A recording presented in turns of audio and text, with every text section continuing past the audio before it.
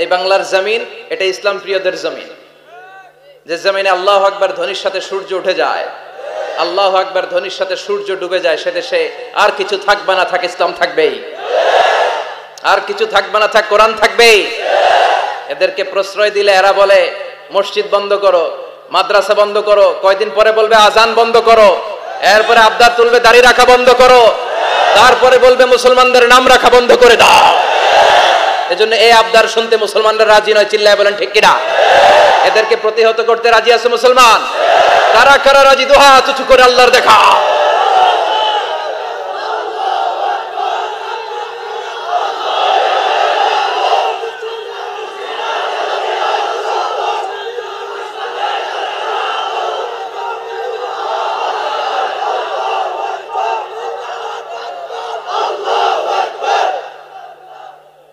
সূর্যরে ভেটকি মারলে সূর্যের কিছু হয়? কথা কন। সূর্যরে আপনি ভেটকি মারছেন, আপনার ভেটকি আপনার মুখে। এজন্য ইসলামের আলোকে ওরা নিভিয়ে দিতে চায়। আল্লাহ বলে কিয়ামত পর্যন্ত ইসলামের বিজয়কে আমি আল্লাহ সমুন্নত রাখবো, চিল্লায় বলেন ঠিক কিনা? কিন্তু এই ইসলামের কথাকে, এই শান্তির বাণীকে অনেকে সহ্য হয় না, আছে না নাই? এদেশও এরকম উল্লুক্কা পাঠা আছে না নাই? এরা ইসলামের প্রচার আর প্রসারকে নাম দিয়েছে মোল্লাতন্ত্র। কি নাম দিছে? ইসলামের বিজয় এদের ভাল লাগে না, ইসলামের গণজোয়ার অগ্রযাত্রা এদের ভাল লাগে না। আল্লাহ বলে মুতু বিগাইযিকুম, তোদের রাগ, তোদের ক্রোধ, তোদের আফসোস নিয়ে তোরা মর, ইসলামের তোরা কিচ্ছু করতে পারবি না, চিল্লায় বলেন ঠিক কিনা? জগৎ বিখ্যাত মুহাদ্দিস আহমদ শফিকে গালি দেয়, সংসদে বসে, আসরা নাই? ইসলামের নাম দিয়েছে মোল্লাতন্ত্র। এই মোল্লা না থাকলে তোর কানে আজান দেওয়ার কেউ ছিল না, এই মোল্লারা না থাকলে তোর বাবা মার বিয়ে পড়িয়ে তোকে হালাল পন্থায় দুনিয়াতে আনার কেউ ছিল না, এই মোল্লারা না থাকলে জানাজাটা দেওয়ারও তোর শেষকালে কেউ থাকবে না, চিল্লায় বলেন ঠিক কিনা? সে ইসলামপন্থীদের গালি দেয়, আহমদ শফির মতো এত বড় জগৎ বিখ্যাত মুহাদ্দিসকে গালি দেয়, কিন্তু বাংলার জমিনের তাওহীদ প্রিয় মুসলমান এদের কথায় কান দেয় না। এরা কাদের লেজে পাড়া দিয়ে ক্ষমতায় গিয়েছে সবার জানা আছে, চিল্লায় বলেন ঠিক কিনা? বাংলার জমিনের লোকজন তাহাজ্জুদ পরে দোয়া করে, আল্লাহ ঘরে ঘরে আহমদ শফি দাও, ঘরে ঘরে আল্লামা সাইদি দাও, ঘরে ঘরে মুফতি আমিনী দাও, ঘরে ঘরে দেশপ্রেমিক আল্লাহওয়ালা, নবীওয়ালা, কোরআনওয়ালা লোক দাও, চিল্লায় বলেন ঠিক কিনা? সে কাদিয়ানীদের পক্ষে কথা বলে, বিশ্বনবী যে শেষ নবী এটা ওরা স্বীকার করে না।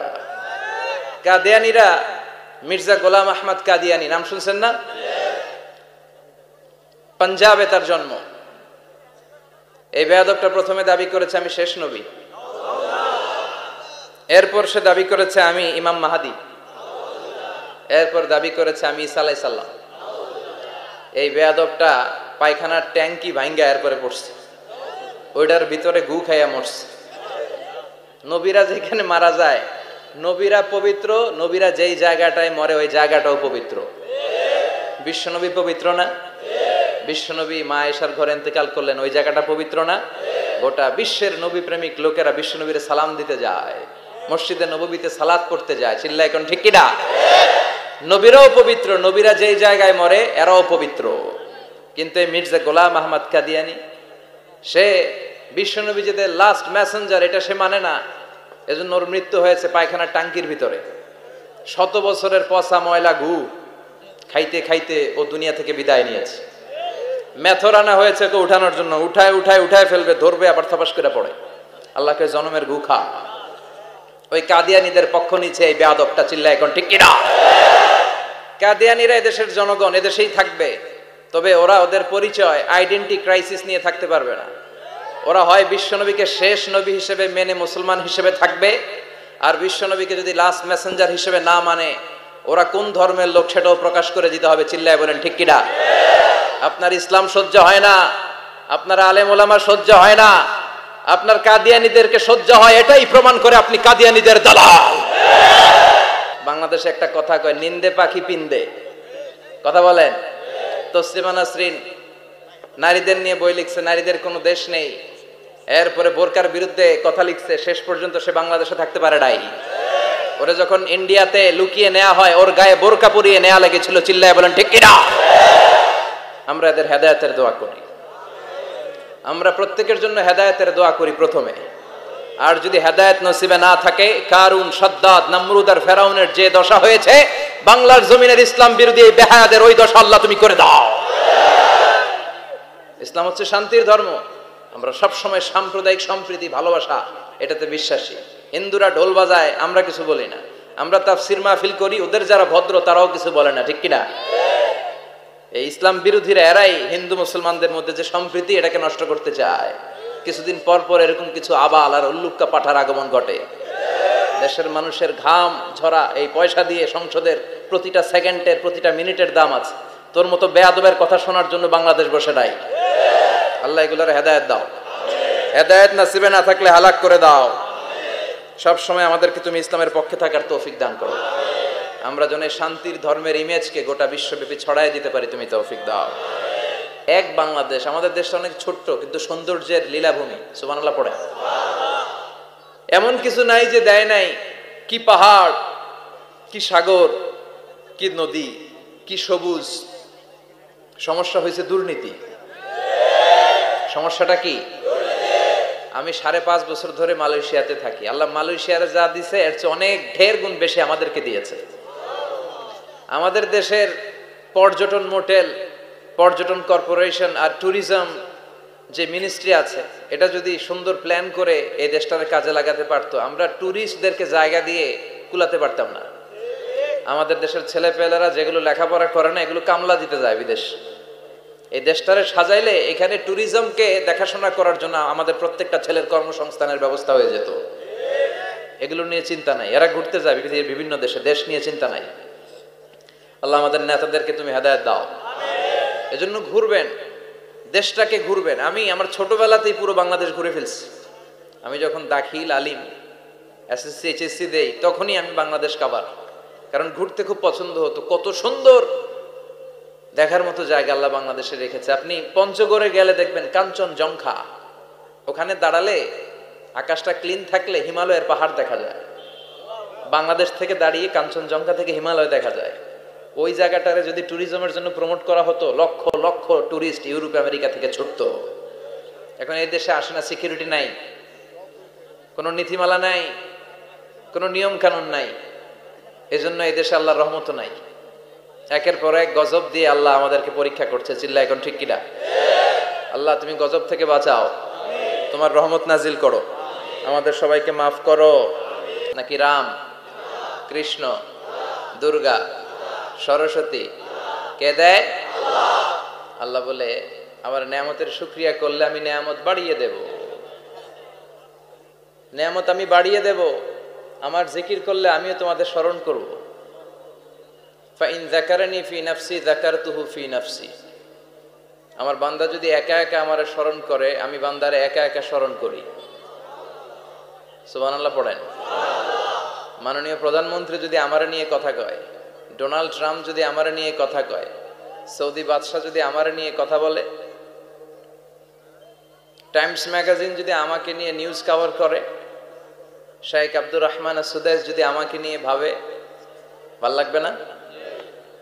তো দুনিয়ার মানুষগুলো যারা উচ্চ পদস্থ, তারা যদি আমার কথা বলে, আমার খুব ভাল লাগে, আমার হৃদয়টা আনন্দে উদ্বেলিত হয়ে যায়। কিন্তু আল্লাহ আমাকে নিয়ে ভাবে, আল্লাহ আমার কথা স্মরণ করে, ওইটা নিয়ে আমরা চিন্তা করি না। চিল্লা এখন ঠিক কিনা? কি এক আল্লাহ পাইলাম, ওনার নামটা নিলে উনিও আমার নাম নেয়। একা একা নিলে একা একা নেয়, সবাইকে নিয়ে নিলে, বিশাল বড় মহাসমাবেশ করে যদি আমরা আল্লাহর স্মরণ করি, আল্লাহর নাম নেই, আল্লাহ বলে যাকারতুহু ফি মালাইন খায়রিম মিনহু, এর চেয়েও বড় মহাসমাবেশ আমি জান্নাতে ফেরেশতাদেরকে নিয়ে করে আমি ওই বান্দাকে স্মরণ করা শুরু করে দেই। আমার বান্দা যদি আমার দিকে এক বিঘত আসতে চায়, শেবের, এটারে আরবিতে বলে শেবের, এক শিবের আসতে চাইলে আমি বান্দার দিকে এক হাত এগিয়ে যাই। বান্দা যদি আমার দিকে এক হাত এগিয়ে আসতে চায়, আমি বান্দার দিকে 2 হাত এগিয়ে যাই। ওয়া ইন আতানি ইয়ামশি আতাইতুহু হারবালা, আমার বান্দা যদি হেঁটে হেঁটে আমার কাছে আসতে চায়, আমি আল্লাহ আমার বান্দার কাছে দৌড়ে দৌড়ে যাই। কি এক আল্লাহ আমরা পাইছি। ফাযকুরুনি ওয়াশকুরুলি ওয়ালা তাকফুরুন, আমার স্মরণ করো আমিও তোমাদের স্মরণ করব। এজন্য আল্লাহ বলেন শুকরিয়া করো, নেয়ামত বাড়িয়ে দেব। কেউ আমাদেরকে নেয়ামত দেয় না, কেউ আমাদেরকে সুস্থ রাখতে পারে না, কেউ আমাদের মনের আশা পূরণ করতে পারে না একজন ছাড়া। চিৎকার করে বলতে হবে তিনি কে? আর যদি নেয়ামতের শুকরিয়া না করো তাহলে জেনে রেখো আমার শাস্তি বড় ভয়ঙ্কর। আল্লাহর শাস্তির ব্যাপারে ভয় প্রত্যেক মুমিনের অন্তরে থাকার দরকার আছে না নাই?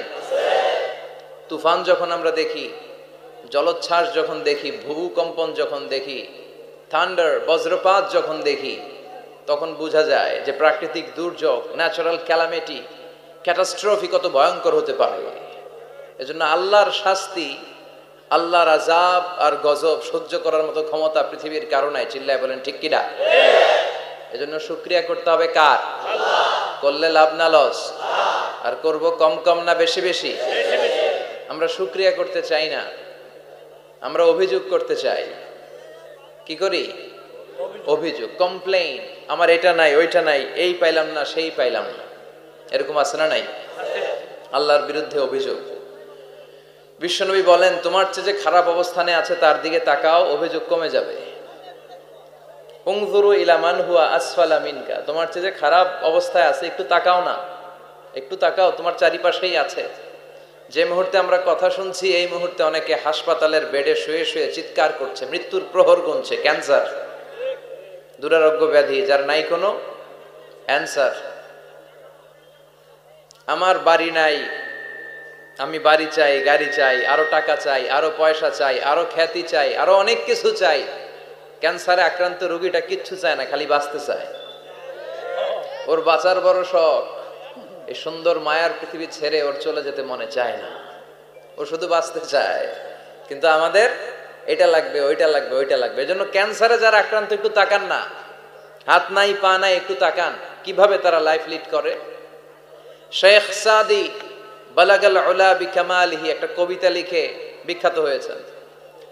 পার্সিয়ান পয়েট, ইরানি কবি। ওনার আর্থিক দৈন্যতা যাচ্ছিল, কিছুদিন ধরে ওনার আর্থিক কিছু সমস্যা, টাকা পয়সা নাই, ফলে ওনার জুতা ছিঁড়ে গিয়েছে, পায়ে জুতা নাই, খালি পায়ে হাঁটে। আর মনে বড় আফসোস, মনে বড় দুঃখ, আমি এত বড় কবি, আমার পায়ে জুতা নাই, আমার পায়ে কি নাই?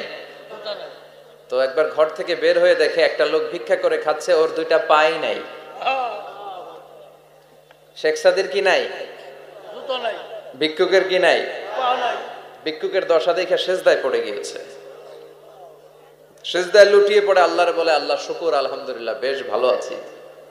এজন্য উনজুর ইলা মান হুয়া আসফালা মিনকা, তোমার চেয়ে যে খারাপ অবস্থানে আছে তার দিকে তাকাও।